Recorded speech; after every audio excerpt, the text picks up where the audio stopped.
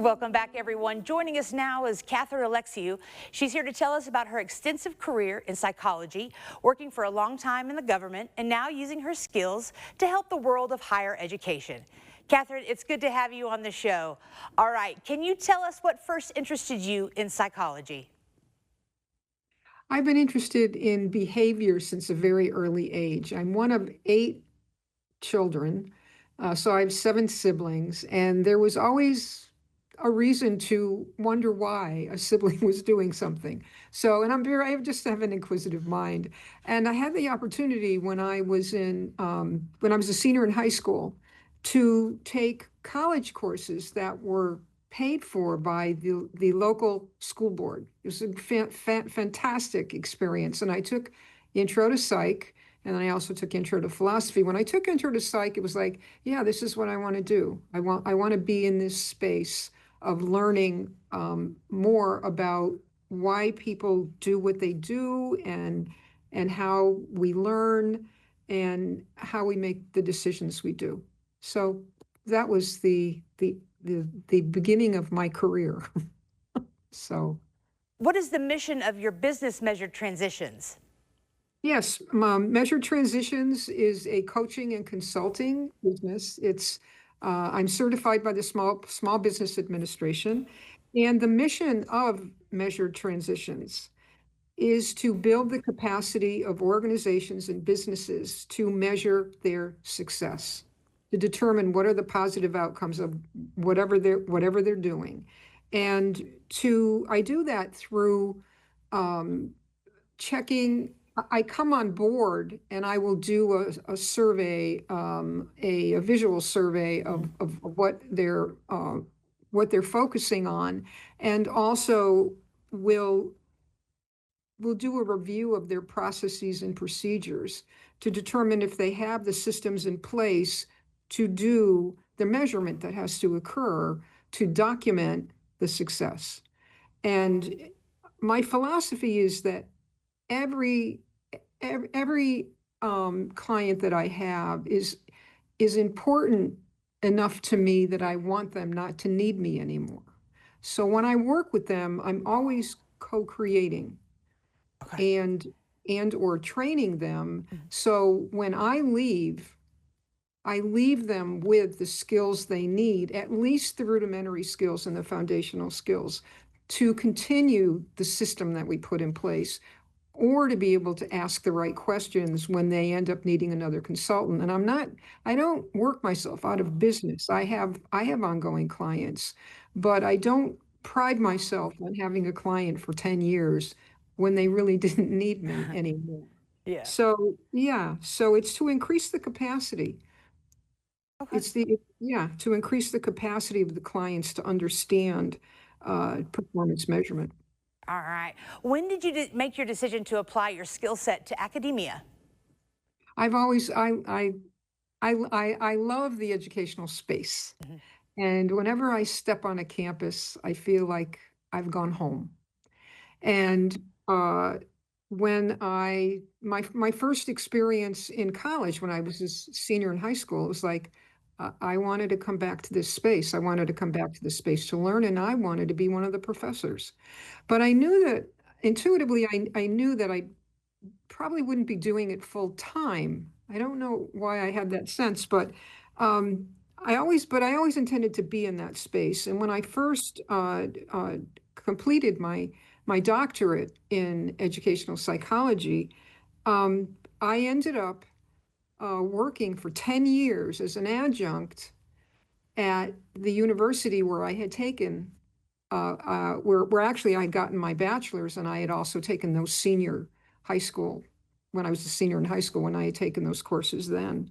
Um, so I've had 2 opportunities in my life to work full time at university. I was the director of education research at a university, University of Texas at El Paso, for a number of years, and the position was funded by the Carnegie Corporation of New York. And recently, in the past 5 years, I have been chair of the business psychology department for the Chicago School at their Dallas location. They have locations all across the country.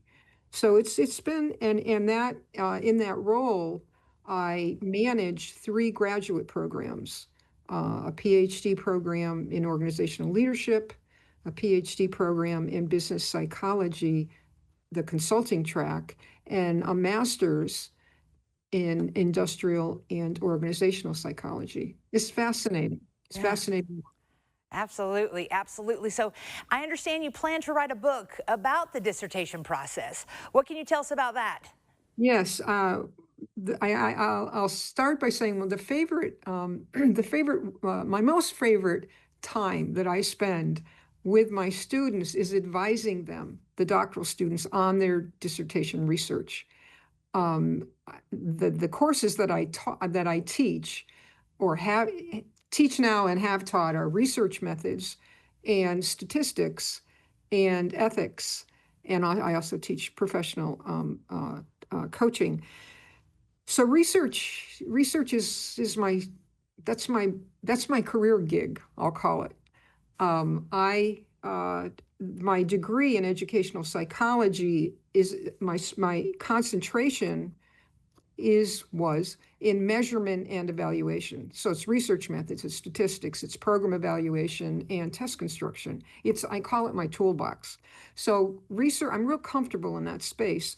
And students are not always comfortable in that space. It can be intimidating for them. And the dissertation is a major program requirement. You take your courses, you pass the comprehensive exam, and then you conduct your own research. And I've learned that students, it's not just intelligence that gets you through a PhD program. It's pure grit is what gets you through, but it's soft skills. It's project management, it's time management, it's being able to overcome the imposter syndrome, which at least 50% of students encounter. Like, Dr. O, what am I doing here? I don't belong here. And it's like, no, you do belong here. You will get through this, and just to help them move through. Gotcha. So, That's good. That's yeah, fantastic. That's fantastic. So tell me a little bit about how you give back to your community. sure. I'll start by saying that my mom and dad were wonderful role models for giving back to the community, and they were very committed to service. My dad was chief of the volunteer fire department in town for like 25 years. And we used to ride in the fire trucks through all the parades. It was great, and throw candy to the kids. And my mom always volunteered with the church and also with the schools. And so we saw that. They didn't get paid to do that, and they were committed to giving back. And so that's the segue into, I've served on a number of nonprofit boards. That is typically the way in my life that I've given back. And I just want to highlight one experience I had when I was board president of the International Coaching Federation North Texas chapter. uh, I managed a team that created a set of standard operating procedures on how to run the business of the chapter. And it had never been done in any of the chapters of ICF, the acronym for International Coaching Federation. And we ended up getting an award that year um, for incorporating that level of professionalism into our work with the chapter. I was quite proud of that, and it was fun. Yeah. Well, as you should be. You should be very proud of that. That's fantastic. So what are your plans and goals for the future? Well, primary business goal I have for the future is to add another strand, I'll call it, to my business, which is coaching and consulting. So I'm adding a third strand of professional speaking. I love doing speaking engagements, and I've had a lot of experience being in front of people, I'll say, uh, doing workshops. And that has sometimes taken me to a broader stage of actually presenting at international conferences and local conferences on anything to do with research methods or one example, which also was a highlight of my career, is doing a presentation on multiple regression and its application to valuation of property for tax assessors. Because at one point I hadn't finished my dissertation yet and I needed to get a job. And I ended up landing a job in a tax assessor's office for a municipality. And I was the person that they leaned in on when they needed to interpret the reports for the property valuation. So so reeling this back in, professional speaking is a natural segue for me in terms of expanding my own business. Ah, that's fantastic. So what is the one experience you've had that has taught you the most? Now, that was a really that's a hard question. Um, I I immediately when I think about that question, the first thought that comes to mind is everyone should everyone should experience international travel. Um, and I think that that remains one of my most potent experiences in life is the experiences I have had um, outside the United States. And I have taken 3 trips to Russia, all when I was a young adult. And 2 of them were sponsored by the YMCA. I was uh, a camp counselor director for YMCA for a number of years and taught swimming for the YMCA when I was in high school and throughout college. Uh, so the trips were oriented around youth organizations, and I'll tell you something amusing. And I every time I think of this, I laugh. I remember when we were landing in Moscow, and I saw, and we got low. The plane got low to it was getting ready to it's pulling down its wheels and stuff. And I saw some cows, and I had this. I was like 22 years old. I had this experience of, wow, they have cows just like ours. And I laughed at myself, but I thought that's what international travel and experience can be. Right. It's where the international travel brings people together in terms of we're more common than we know and think. Absolutely, absolutely.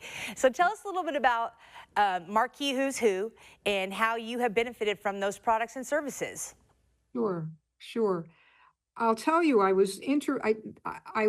went through quite a few interviews, the different layers of marquee when you're first asked to be a listee. Um, but I did end up getting selected for a Lifetime Achievement Award, and so that's another level. So I had another series of interviews, and that entire process of being interviewed, it was the first time in my life I really sat back and thought, wow, wow, Catherine, you did okay. And the self-reflection, because I was kind of pressured into the self-reflection, many questions being asked, and every other question I go, wow, that's a really good question. I never thought about that. So just to they were holding a mirror up. It was like, Catherine, this is what we see. Tell us who you are. And it triggered memories of accomplishments and successes. And I guess I would describe myself now as being accomplished, but not done. That was my takeaway from the experience of being admitted into Marquee Who's Who. So I'm at the beginning stage of being of being able to uh, reap the rewards of being part of the organization and the community. It's the community of other accomplished individuals and who've made a difference in the world. And and having access to those individuals to share ideas and to collaborate. So the networking potential is awesome. So Yeah, that's fantastic. I love to hear that. So what does being a marquee listee mean to you? I think I've covered that. For me, it means being accomplished enough to be recognized for it. And then the next step is, what am I, the next step is like, well, so what? And that makes me kind of sit back and go, okay, well, the first thing I think of is, how can I give back? How can I, how can I continue to give what I have? And not only because I have my own business and I have clients, but also to help other people develop their gifts, so then they are accomplished and, you know, they become part of the network. Well, I love hearing that, and it sounds like you're going in the right direction for all of your clients and the students and the marquee who's who. So, Catherine, thank you for being with us today, and everybody stay right here. We've got more Studio 4 on the way. Keep it here. The preceding segment for Studio 4 is sponsored by Marquee Who's Who.